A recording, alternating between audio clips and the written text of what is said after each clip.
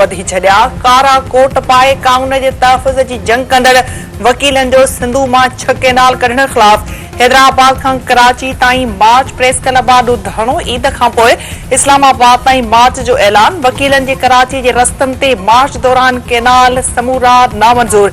सिंधुअ ते धाड़ो नामंज़ूर। पाणीअ ख़ातिर झेड़ो आजी नारे पासे पीपी शहीद भुट्टो जे बानी चेयरमैन शहीद मुर्तज़ा भुट्टो जे पगदार पुट ज़ुल्फ़कार भुट्टो जूनियर जी भी धरने में शिरकत। वकील अॻवाननि जो चवणु आहे त मुल्क में अमली तौर 1 यूनिट लागू कयो वियो आहे। CCI जी मंज़ूरी खां सवाइ केनालनि जे तकरारी मंसूबे ते अमल शुरू कयो वियो आहे। हू सिंध खे सुकाइण जूं साज़िशूं कामयाब थियण न ॾींदा ऐं केनालनि ख़िलाफ़ रमज़ानुल मुबारक खां पोइ इस्लामाबाद ताईं मार्च कंदा। केनाल जो वॾो इशू आहे। उन केनाल ऐं सिंध में लॉ एंड ऑर्डर जी सिचुएशन आहे। साफ़ियन अदीबन जेके माण्हू आहिनि उन्हनि खे चुप कराइण लाइ हिकिड़ो पीका कानून ठाहियो वियो। सिंध अॻे तबाह बर्बाद आहे। हिननि उनखे माना रतो रत करे छॾियो आहे। हाणे छा बि कनि, केॾो कुझु बि कनि।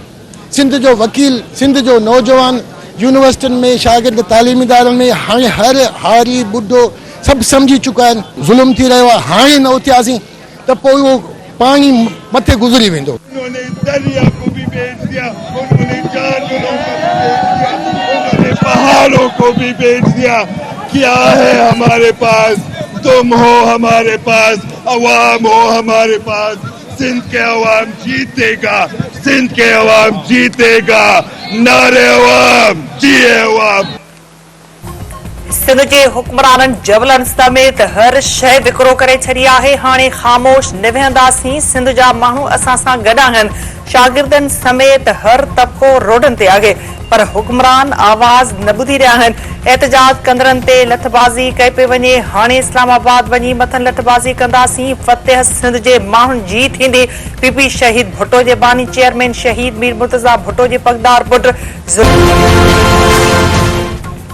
सिंध में पानी जो बहरान बरक़रार। गुड्डू सखर कोटरी बैराज वटि पानी जे वहकरनि में वधीक लाथ। सामूंडी पट्टी में हर पासे रुञ ई रुञ। पानी लाइ परेशान मारूड़नि जे लॾ पलाण। केतिरा ई विया वीरान। KB फीडर में रुगो 2880 क्यूसिक पाणीअ जो छोड़। 1500 क्यूसिक किंजर ऐं कराची खे मिलण सबबि ठटे जे समूरनि वाहन शाखुनि में पाणी जी कोठ। इंडस डेल्टा में पानी छोड़ न थियण सबबि शाह बंदर तालके में समुंड रोज़ानो 95 एकड़ ज़मीन समुंड गिड़काइण लॻो। लॾ पलाण सबबि केतिरा ई ॻोठ ख़ाली। झंगली जीव जे नस्ल खे बि ख़तरो। जाती में पिणु ज़रई ज़मीनूं कदीमी ॻोठ ढंढू ऐं ढोरा समुंड हवाले। घोड़ाबारी जे उॾेरो लाल बैराज जे अढ़नि खां वधीक वाहन ऐं शाखुनि में पाणी जी फराहमी मुकमल तौर बंदि।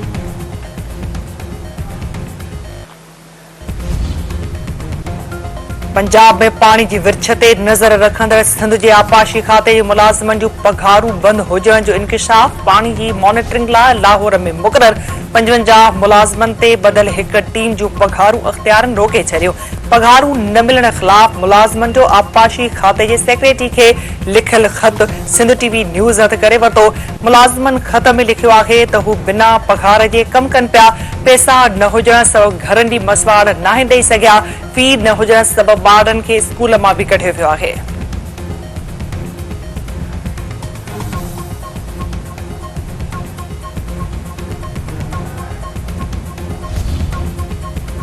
सिंधु दरिया मां केनाल कढण ख़िलाफ़ सिंध मुसलसल सरापा एहतजाज। लालखाने में सिंधु दरिया मां केनाल कढण ख़िलाफ़ मुख़्तलिफ़ धुरनि जी एहतजाजी रैली। जामशोरे में कानून जे शागिर्दनि जो एहतजाजी मार्च। फरीदाबाद में GDA जे सर ते सिंधु दरिया मां केनाल कढण ख़िलाफ़ मुख़्तलिफ़ धुरनि जो एहतजाजी मुज़ाहिरो ऐं धरणो। ठरी मीरबाग गंबट ऐं सुई गैस में शागिर्दनि जूं केनालनि ख़िलाफ़ एहतजाजी रैलियूं। झोल में बि शागिर्दनि शागिर्दियाननि तरफ़ां असेंबली दौरान केनालनि ख़िलाफ़ नारेबाज़ी।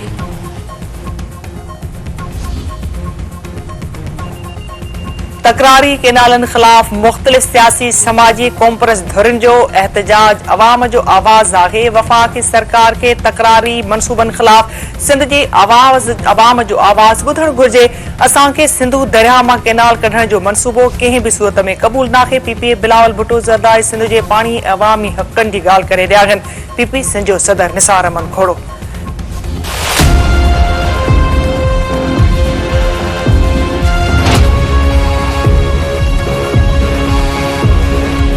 अॼु जज साहब मोकल थिया सो वरी 2 तारीख़ मिली आहे ऐं 20 तारीख़ मिली आहे इंशाल्लाह कोर्ट में ईंदासीं ऐं कोर्ट जीअं कार्रवाई हली उन हिसाब सां ॾिसंदासीं। मां सम्झां थो इन ते हाणे छा चऊं, पहिरां असां ॻाल्हाए चुका आहियूं त अहिड़े क़िस्म जा केस किथे बकरी चोरी आहे, किथे मोटरसाइकिल चोरी आहे, किथे पैसा चोरी आहिनि पंप तां या किथे बकरी चोरी बि आहे। हाणे अहिड़े क़िस्म जा केस जेके आहिनि उहे ठाहिण वारनि जो ज़र्फ़ आहे ऐं मां त इहो ई चवंदुसि हया हूंदो आहे को शर्म हूंदो आहे, न को आहे हया न को आहे शर्म। अॻूणे वफ़ाक़ी वज़ीर GD अक़बाल गुलाम मुर्तज़ा जतोई चयो आहे त पाणी ते धाड़े में सिंध जा हुक्मरान बि शामिल आहिनि। चोलिस्तान आबाद कयो वेंदो त सिंध तबाह थी वेंदी। हू केनालनि ख़िलाफ़ आवाज़ उथारींदा। सिंध जो अवाम सुजाग थी चुको आहे। सिंध में मुनाफ़िक़त वारी सियासत हले पई। इंतकामी कार्रवाइनि तहत कूड़ा केस दाख़िल कया विया। अदालत 3 केस मुअतल कया आहिनि, 5 केस अञा रहियल आहिनि। अदालतुनि मां कूड़ा केस ख़तम करण जी उमेद आहे। बलोचिस्तान हुकूमत कुत्ते जी क़बर खां पोइ ख़ैरपुर नाथन शाह जे इलाइक़े हरबाब लक ऐं भर पासे में बि चौकी क़ाइम करे छॾी। DC दादू मामले जो नोटिस वरितो। असिस्टेंट कमिश्नर खे ख़त लिखी रिपोर्ट तलब। ओन अब्बास प्रोडक्शन ऑर्डर ते सेनेट में पेश एजाज चौधरी जो मामलो इस्तेहकाक कमेटी हवाले। सेनेट चेयरमैन यूसुफ रज़ा गिलानी चयो आहे त प्रोडक्शन ऑर्डर जारी करण ते जुज़वी तौर अमल कयो वियो आहे। प्रोडक्शन ऑर्डर जारी करण बावजूद एजाज चौधरी खे पेश न कयो वियो आहे। फ़ैसिले ते अमल न थियण सां सेनेट जो इस्तेहकाक मजरू थियो आहे। मामलो इस्तेहकाक कमेटी हवाले कयो पियो वञे। सेनेट में नंढी उमिरि जी शादियुनि ते पाबंदी ऐं औरतुनि खे बराबरी हक़ ॾियण जो ठाराव मंज़ूर।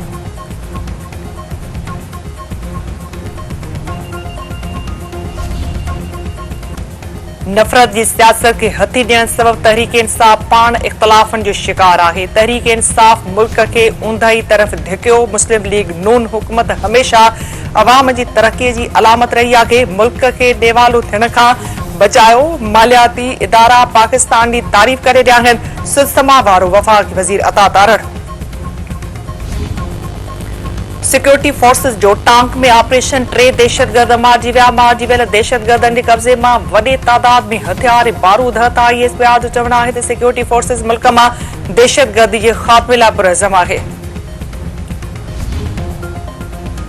चीन पाकिस्तान ते $2 अरब जो कर्ज़ 1 साल लाइ रोल ओवर करे छॾियो। नाणेवारी वज़ारत जो चवणु आहे त पाकिस्तान जे मुआशी इस्तेहकाम में बहाली लाइ पुराणे दोस्त चीन जो सहकार जारी आहे। नायब वज़ीर आज़म इसाक डार चयो आहे त गज़ा में इंसानी इमदाद हिकु दफ़ो ॿीहर बंदि थी चुकी आहे। फ़लस्तीन जी सूरत हाल ते मुस्लमान दुनिया खे फौरी तौर ध्यानु ॾियणु घुर्जे। वालारिल फ़लस्तीन में ज़ुल्म ॾाढ ऐं नाइंसाफ़िन खे फौरी तौर रोकणो पवंदो। गज़ा मिटीअ जो ढेर बणिजी चुकी आहे। मिस्र ऐं अमरीका जूं जंगी जूं कोशिशूं उमीद जी अलामत आहिनि। गैर कानूनी परडेहन ऐं अफ़गान शहरनि ख़िलाफ़ डेडलाइन खां पोइ सख़्त करण जो फ़ैसिलो। सिक्योरिटी इदारनि 31 मार्च खां पोइ डेडलाइन में वार जो इम्कान रद्द करे छॾियो। सिक्योरिटी इदारनि जो चवणु आहे त गैर कानूनी परडेहन ऐं अफ़गान सिटीज़न कार्ड होल्डरनि जी पाकिस्तान छॾण जी डेडलाइन 31 मार्च आहे। मुक़ररु तारीख़ खां पोइ गैर कानूनी परडेहन ऐं अफ़गान पनाहगीरनि ख़िलाफ़ कार्रवाई कई वेंदी। मुल्क समेत सॼी दुनिया में औरतुनि जो आलमी ॾींहुं मल्हायो वियो। इस्लामाबाद में औरतुनि जे आलमी दिहाड़े जी मुख्य तक़रीब। वज़ीर आज़म शहबाज शरीफ़ समेत वफ़ाक़ी वज़ीरनि जी शिरकत। इस्लामाबाद में औरतुनि जे हक़नि लाइ वॾे तादाद में औरतुनि जो मार्च। कराची जी सिविल सोसाइटी ऐं औरतुनि तरफ़ां औरत मार्च मई में करण जो ऐलान। हैदराबाद में वुमेन एक्शन फोरम तरफ़ां औरतुनि जे हक़नि लाइ मार्च। कैफ़े खाना बदोश में तक़रीब। मेणबतियूं ॿारे औरतुनि जी जिदोजहद खे भेटा। मलीर जे इलाइक़े चश्मा हार्बर ते फिशर फोक फोरम जी तक़रीब ऐं रैली। सिंधु दरिया में गुल निशावर करे भेटा। ठरी मीरवा में औरतुनि जे सिंधु दरिया मां केनाल कढण ख़िलाफ़ रैली। डोकरी शदाकोट ऐं ॿियनि शहरनि में बि औरतुनि जे आलमी दिहाड़े जूं तक़रीबूं। वज़ीर आज़म शहबाज शरीफ चयो आहे त औरतुनि खे बाख्तियार बणाइण पाकिस्तान जी ख़ुशहाली तरक़ी लाइ अंटर आहे। औरतूं मर्दनि सां कुल्हे में मिलाए कम कंदे करे रहियूं आहिनि। औरतुनि तहरीक पाकिस्तान ऐं मुल्की तरक़ी लाइ अहम किरदारु अदा कयो। औरतुनि जी तालीम में चैलेंजिस जे ख़ात्मे लाइ केतिरा ई क़दम खंया विया आहिनि। मोरे जे जुडिशियल लॉकअप मां भॼंदड़ 2 कैदियुनि मां हिक खे ॿीहर गिरफ़्तार कयो वियो। पुलिस इमरान तारिड़ खे लॉकअप हवाले करे छॾियो। पिस्टल हथवाके जो केस दाख़िल।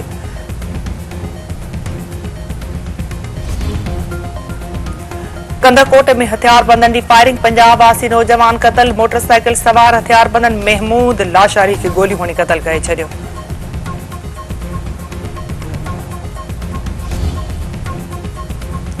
रानीपुर वेझो पुराणी तकरार तां हिकु ॼणो क़तल, हथियारबंदनि मलूक वातणी खे गोलियूं हणी क़तल करे छॾियो। मक़तूल जे वारसनि जो एहतजाजी मुज़ाहिरो, लाश क़ौमी शाहराह ते रखी धरणो।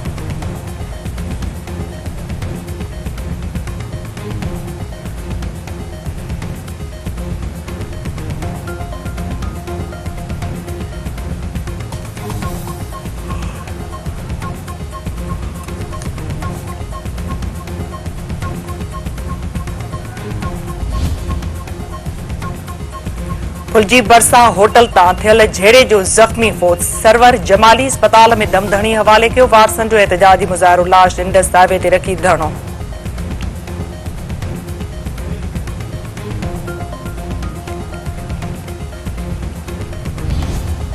फुलेली बरसा मामूली ॻाल्हि तां नौजवान बेदर्दीअ सां क़तल, ॻोठ वालू शहर में हथियारबंदनि ताहिर मजीद मलिक खे डोड़ाए क़तल करे छॾियो।